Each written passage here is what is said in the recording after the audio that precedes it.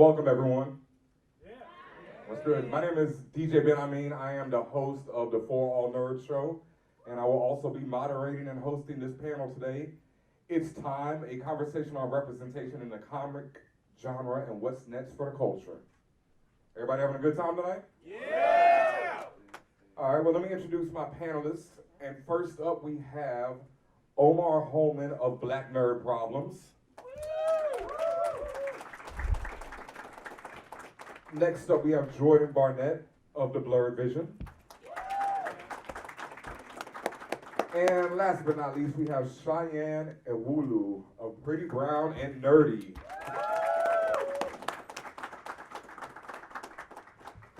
So today we're going to discuss some topics about inclusion, diversity, all that good stuff. We're not going to talk about Watchmen for people who have not seen it yet. We're not going to spoil anything or any of that nature. So we should have a good conversation here. Oh, okay. So you're out. We'll see if we needed you. All right. Let's start it. See Called what it. I mean? You said you're gonna do it. I was prepared. Yeah. Starting it off right. Oh, Regina. She's safe now. She's safe now. All right. Well, first up, let me ask Jourdan. What do you think about some of your comics, your favorite comics, being adapted to TV and film? Oh man, that's fantastic. I mean, I think right now we're living in kind of like a post-Avengers landscape where I think a lot of studios and production companies kind of have seen the Marvel formula pay off in a way that now the superhero genre has become so mainstream. And I think now we're getting to the point where we've kind of gotten past the quote-unquote like big names like your Iron Mans and your Captain Americas, and now we're getting to more racially diverse heroes like Shang-Chi or Miss Marvel. Nice. And I don't think anybody here will say or argue that one of the best superhero movies of last year was probably Into the Spider-Verse, right? Yes. Yeah. And that's a franchise, Spider-Man, that was notoriously or always traditionally the entry point for that series was Peter Parker, white kid from Queens. But I think, and comic book fans already know this from reading Miles Morales for years, but you can tell that story with the same kind of themes of growing up and identity and finding the hero within through other people and other cultures. And I think Miles Morales kind of proved positive of that. I think in the same way, Watchmen, the series, is kind of in the same vein, where Watchmen was a notoriously 80s concept, but now we're bringing it to the modern day, and we've got a new entry point into the series, new vantage point, and that's through our main character, Regina King here. And I think it's kind of like, now we're exploring franchises, but different entry points to different universes. So I think in the same way that Spider-Man is into the Spider-Verse for Miles Morales, I think Regina King is kind of into the Watchmen-verse, and it's expanding, that universe in a different way. So I'm excited about it. I'm ecstatic about it. And what about you, Cheyenne? I think it's great. Basically, I've always like you said, we're headed into like a post-Avengers type world now. But honestly, if everything else in this world can be just like how Black Panther and Into the Spider-Verse was, I'm so sign me up for more movies. So do you feel that we need a film like Black Panther or Into the Spider-Verse to have like these characters in it? Or do you mind when you have something like Watchmen, when you have new characters being introduced who weren't part of the original story, but are more diverse? I feel like, so narrowing down to comics, pretty much comic books were like made in the 60s where like it was okay. Well, I guess it was like the norm for everybody to be white. Mm-hmm. Like it was like cis white male. Yes, I love it. Go for it. Put it out. That's gonna be our next hero. So pretty much now, there's just like a lot of pressure when first of all, Watchmen is obviously all white male. Like pretty much the characters were white. Uh-huh. So like adding in Regina George and like adding in a completely new character, there's just like a lot of pressure there. And I feel like for people to be able to see themselves in these characters is so important. Like it's immensely important. So for them to add somebody like Regina George, Regina King. Both great. It's okay. Both icons. For them to add somebody like Regina King and have her character be the main lead is honestly like I just said, iconic. Like I'm all for it. Yeah, I think it's good to have different perspectives and different entry points into a story. And I think in the same way that like Rorschach and Night Owl and Sixth Spectre are entry points in the old Watchmen, having Regina King as the entry point in this is something I think is important because inclusivity doesn't mean exclusion. And I feel like this is just adding another seat to the table of Watchmen, adding another vantage point for the story. You can tell these stories with any character. Like anybody can wear the mask. Yeah. So a lot of these characters aren't tied to one specific culture, and I think that's what people forget when they come out and say things like, "Well, I won't be able to relate to this character because they're not white anymore." No, you don't need them to be white for them to still be the character that they are. So. Yeah. As long as we're still exploring thematically what the series is always about, like staying true to the original message. I feel like Watchmen definitely does that. So like on that note, so you like that was my question was leading to. So you don't really feel that we need a Black Panther per se. We could have something like Fantastic Four when Michael B. Jordan played Johnny Storm, and it still adds to diversity and inclusion. If it was good, yeah. I mean, look, let me be clear. Keep it real. This time around. Michael B. Jordan wasn't the problem with that movie. No, he wasn't. Yes, okay. obviously not. Yeah, him being a black man wasn't the problem with that movie. We love Michael. The movie was the problem with that movie. And there we go. Yeah. All right, Omar. Yeah. Let's talk about the fact that we see more people like us on screen right now. And we're seeing people that truly do away with rehashed relationship tropes, gender norms, and the white savior character. One of my favorites. Can't get enough. Do you think we're doing a good enough job pushing the boundaries on how we're being represented? Wow. Loaded question. Yeah, just hit you with it. I know. I want to say yes, because when we see these like tropes that are finally done away with, we're finally like, yes, now I can like see myself there. I see like what I see like in the world now as well. Doing a good enough job, I always say like the first step of like inclusivity is like, all right, you get people that look like us on screen, different types, all women of color, people of color. The second step is getting like the women of color and writers of color behind those characters as well. So phase one, see more people of color. Phase two, people of color acting, directing, writing those people of color as well. Not just having like a non-person of color writing these characters, you know what I'm saying? So like get inclusive, not just on the screen, but behind the scenes as well. Yeah, it's not enough to just have a black character. First of all, you gotta know how to tell a black character's story. Exactly. And the only way you're gonna do that is if you get people of the melanin type. Like, so.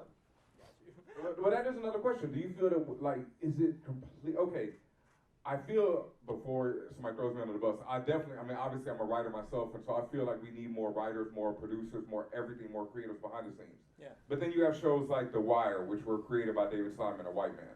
And The Wire is, to me, one of my favorite shows, and realistically tells the story of Baltimore and African Americans in Baltimore. So do we need it to be a showrunner of the show being an African American if they're telling an African American story? I prefer it. All right. It can, I'd say it can be both, but yes, I would prefer as well. Like there are other writers that have done stories, like they're not touching on race, but you're like, I can see how this speaks to race, like Al Ewing, Kelly Sue DeConnick with Bitch Planet. Hickman. Like, yeah, so it hit me, exactly. Yes. So like, you're like, I see what you did there, and you did it without like hand-fisting it. It can be done. However, it's not being done enough with people of color behind the scenes, so still give me that. Facts. Yeah, for sure. Talking about the Into the Spider-Verse kind of comparison I did before, I mean, Brian Michael Bendis wrote that story, so I don't think it's across the board always needed, but definitely preferred. And I think when you do have people of color or a woman writing a woman and stuff like that, the writer doesn't fall back on tropes as often because they've lived that experience. So I feel like characters, when they're written by the people that kind of live that life, they end up being more complex and more layered and more like real characters rather than just like, tropes or archetypes. When they're about that life. Yes. Yeah. Yeah. Nobody can write a black person like a black person. Like obviously that, like you said, like somebody that's actually lived that life. Yeah. So to me, it's necessary. Like I would prefer hire all the people of color to tell these stories and tell them authentically and genuinely, and that's just it. I would agree with that. I would also say that, it's about hiring the right person for the job as well. Yes. Because just because you're a person of color doesn't mean you can write people of color, or doesn't mean you can even write. That was gonna say. Yeah, but at the same time, we need more people of color, and there's a lot of people who can't write who write for TV shows now, and they're not people of color. So I'd just well have someone who can't write, or is learning to write, and is a person of color in that position. Agreed. Because we've got enough for the other side. So, Cheyenne, one study of the top 100 highest grossing films in the U.S. Wow, this hurts. Showed, yeah, this is a rough one. Showed that just 8 of those 100 movies had a non-white protagonist as of 2014. Knowing that, how does it feel to see something like Watchmen where you have a black female lead? Well, like I said before. Put some respect on her name. I mean, it's great. I love that this younger generation that's getting into comics can see somebody like Regina King playing a strong character like that. To me, it's a necessity. Like I said, we need to see these characters. We need a more diverse roster on these shows. And honestly, like I said, when comics were made, like everybody, like it was the norm for everybody to be a cis white male. Like I remember this crazy story that I heard about Stan Lee when he created one of his first black characters, and they were like, you know, in the coloring room, like they were like drawing the character. He had to like keep reminding them, like, no, this character is black. Stop drawing them white. This character is supposed to be black. And so like that wasn't Black Panther, right? Yeah, Whole different path. I wish I remember what the character's name was, but it was like one of his first like black characters. If anybody knows, Was like it Sam Wilson then? no. No. I wondered who. Because I think it's like Black Panther is one of the first. There's probably somebody in Fantastic Four who was like some brown. Now I have to like. Anyways, if anybody knows, we'll figure it out later. But anyways, it was interesting that he had to like keep telling them in like the coloring room, like, hey, you know, this character that you keep painting white. I see you with that beige pen. Like, stop doing it. You know, so I mean, it's good for characters like this, especially women of color, to take on these roles. But then also it's like a lot of pressure because, you know, they're not just an actor, now they're a black actor, but now they're a black actor in like a white space. So, you know, all types of eyes are on them. So it's pressure, but I know my girl, Regina King, you know, she's gonna kill it regardless. So is this a kind of content that you wish you saw growing up? Oh, for sure. Like, I wish I saw more. Like, I grew up with my nerdy stuff. I grew up with like Batman Beyond, Batman the Animated Series, Justice League Unlimited. So, and you know, there weren't that many black characters in those, like aside from like Vixen and, you know, obviously Green Lantern, you know. But I mean, I didn't see a lot of people that looked like me on TV in these shows that I was so into. Even like me being into anime, there weren't a lot of people that looked like me, especially in anime. Oh my god. So I definitely think it would have given me more confidence as a young nerdy black girl to see more characters that looked like me growing up, I guess, if that makes sense. And definitely more characters like Regina King's like version of her character in Watchmen. And because like it's like I was saying before, subtlety and complexity in her character. Like she's not only a strong female, which is what I think a lot of students are trying to like represent nowadays, but it's also she has the moments of femininity. Like, I think it's important to show all sides of the character to be truly strong character. That's a strong female character. There's a show on Cartoon Network, it's added to that. There's a We Bear Bears and Craig of the Creek. And We Bear Bears, they make sure, like, in each scene when you see background characters, they're all people. Usually the majority are people of color. There's like a woman in a hijab, a woman of color, a black person of color. There's so many people of color, as well as in Craig of the Creek as well. I've never seen something like that, like, growing up as well. There's the Green Poncho, who's this black kid that likes archery in Craig of the Creek. And I'm just like, that's all I've ever wanted growing up. That's all I've ever wanted to see. I love archery too. So it's so important and so great to like finally see that now. Also, can we give props to the fact that she's the lead? First of all, like she's the lead. Like, this is a black woman leading a comic book based show. So we don't see that. Like we don't see that, and it's not like a lot of times. A lot of these shows, obviously, you can always tell who's running them. Like what type of people are running them. They'll hire like, you know, people of color to play these characters, but it's like sprinkling diversity. It's not like genuine diversity. It's just like sprinkling it and just like, you know, maybe like a diversity hire, like, you know, you're just in there just to get the black people to notice. But like this the is black like, best friend. Yeah, culturally ambiguous. Exactly. The token characters. So like the fact that she's like a black woman and she's a lead in this show is like a really big deal. So. Especially for, like you said, a show that is based on Watchmen, which, as we know, is, you know, from the 80s, traditionally pretty much figured... White. There we go, yeah, you know, pretty much just all white. And you brought up something just then, and I was thinking, is this the first superhero-related show that's led by a black woman? Ooh. I think so. Lead. Black Lightning is getting there with Thunder and Lightning, but not But still But it's Black not Lightning. lead, but it's Not still, lead, yeah, still it's family, still, yeah. yeah. I think this is the first. Is there anybody know anything else? I can't even think of anything animated either. No. Let's not call Oh, Vic CWC, yeah, Vixen? the That's cartoon. animated though. Yeah. Live action. Also, they didn't give her much room. Like really, like they gave her like barely one season. They gave her like It was like 6 12 episodes. So I think this is the first live action black female protagonist. That's amazing. Yeah, and Good. she's so many different things. And She's- they couldn't have picked a better actress. Oh, she's great. Facts. All right, so today we're talking diversity and inclusion, and we seem to do this, pretty much every year in New York Comic Con, and in pretty much every con all over the world. So how do we take this conversation offline and make real change? I'm just asking all the loaded questions right now. When you say offline, you mean like off the internet or? Just like off the internet, off here. I mean, basically off the internet as well, because you can rant all day on the internet, and you'll get, you'll make some changes there. But how do we make it in the world where people are seeing it? I feel Support your black creators. Yes, for sure. But I feel like people underestimate the internet. Mm. Like the internet is where a lot of change happens in the real world. You make enough noise, you're gonna see change happen. You make something trending on Twitter, like change. I can't think of like specific moments right now, but I know so many moments where something was changed, or like the Sonic movie for starters. Of all things, Sonic. Like the internet has a lot of power. The internet has a lot of power. Like I wouldn't think to take anything offline. I would say do it offline. Make as much noise as you can. Obviously, if you have your own project, start hiring people of color. Start hiring the people that you wish that you saw, in these writer rooms or like as showrunners and things like that. Like that's where it starts. Like it starts when you like make noise, whether it's in real life or whether it's on Twitter or on Facebook or on Instagram, wherever you're gonna make noise, wherever you can make noise, wherever you're comfortable to make noise, make that noise and take up space. I mean, you laughed at Sonic, but Gangster's Paradise was in the trailer, so that's pretty bad. You know what I'm saying? Don't remind me. I feel like another example of that is like when you do get your foot in the door, you can bring like people that can get the job done as well. Like we saw when Ta-Nehisi Coates wrote for Marvel, he kind of brought in Roxanne Gay. Then he brought in I'm forgetting her name. She was the artist for a comic book series. I'm forgetting her name. Matha, I think her last name was Matha. But like he brought in like people he knew could get the job done and like just keep the wheel going as well. So I think that's another like when you're on, don't forget like people that can do it just as well as you or even better too.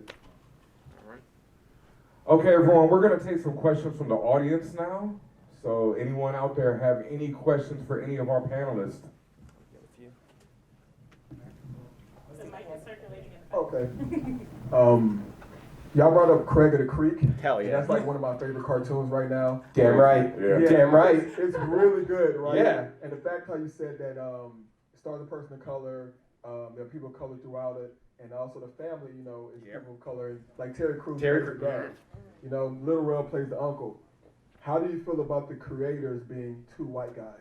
I noticed. That's an example right there. The creators are two white dudes, but there's also a dude, Jeff Trammell, who does the storyboarding, and other white people of color doing the storyboarding as well. Okay. So, Oh, there you go. you didn't come prepared for this? Yeah, you ain't You didn't come come prepared for this? Oh, don't get Omar started. But I'm glad they have people of color on to do these stories. Like there's an episode called Power Punchers that's from, I believe it was a black creator, and he was like, this is just a story like me and my father, how we played video games growing up. So like when you put people on, man, that can do that thing right instead of the expletive I wanted to use. Hi. So how do you guys feel about the way a lot of characters are either being retconned to be characters of different colors, like Wally West from DC, and there's a couple more that I can't think of off the top of my head, but they've been coming back as going away, and then also compared to new characters of color that are coming into the fold. I got you. And then also, in addition to that, diversity within the diversity, because not everybody is black, white, Spanish. There is black and Spanish, like Miles Morales, perfect example. Yeah. But you also have Asian and Latino, or Asian and black, or Asian and Indian, all types that I feel, or they're not really brought into the fold, because there's a lot more diversity within the diversity itself. Yep. Agreed. Yeah, definitely. You want to take this one first? Or you want me? You're excited. Oh, no. I got this too for you. Oh, okay. You got it. Okay. with that, there's a thing that happens in comic books where like it is like, okay, this new person like Sam Wilson is Captain America and he's black now. Yes, but we only had it for like 2 years and it's like taken away, or he shares the title, or like with Kamala Khan when she became Miss Marvel, that stuck more because there was no like Captain Marvel already like graduated. Miss Marvel was an empty title that can't be taken away from Kamala Khan. There's a thing where you introduce a new character, and if like, let's be real, if they don't sell or they don't sell or whatever to a certain degree that they want, they get like written away.